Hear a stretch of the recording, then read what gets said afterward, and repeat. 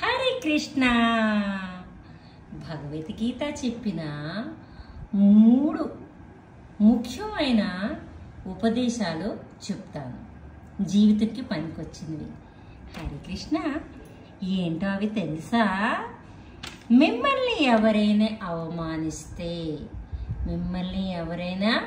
అవమానిస్తే మొట్టమొదటిది విమర్శల నుంచి విడదీయండి. విమర్శల నుంచి విడిపో.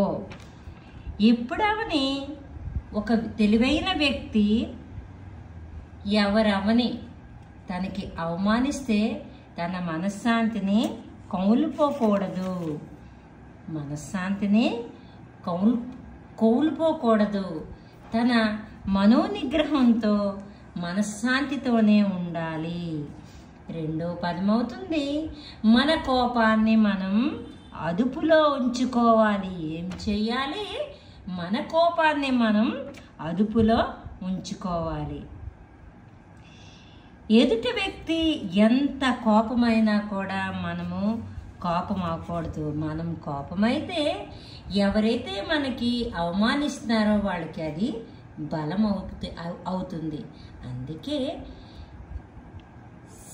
మౌనమే సమాధానం. మౌనంగా ఉండిపోతే అది మరింత బలోపేతం నీకు చేస్తుంది. మూడోది ఏమిటి తెలుసా?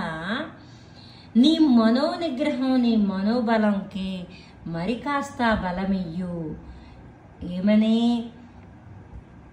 ఒకళ్ళు ఏంటి నీకు చెబుతున్నారో అనేది నువ్వు ఆలోచించు, కానీ అది కరెక్టో రాంగో, నీ ఆత్మాభిమానంకి అది గౌరవిస్తుందో లేదో చూసుకున్న తర్వాత అందులో కానీ నెగటివిటీ అంటే మైనస్ పాయింట్స్ ఉంటే అప్పుడు నీ మనసుకి నీ దాంట్లో కానీ నెగటివ్ పాయింట్స్ ఉంటే దాన్ని తొలగించి పాజిటివ్ పాయింట్గా మార్చుకొని నువ్వు పాజిటివిటీని అప్లిఫ్ట్ చెయ్యు. హరే కృష్ణ. ఏంటంటే 3 ముఖ్యమైనవి. 1 విమర్శల నుంచి విడదీయాలి. మరొకటి నీ కోపాన్ని కంట్రోల్ చేసుకోవాలి. మూడోది ఏంటి తెలుసా? నీ యొక్క ఆత్మవిశ్వాసాన్ని దృఢపరుచుకోవాలి. ఈ 3 సూత్రాలు అవుతున్నాయి మన భగవద్గీతలో. ఎదుటి మనిషి మనకి అవమానిస్తే మనం చేయవలసిన పని. బాగుంది కదా? హరే కృష్ణ.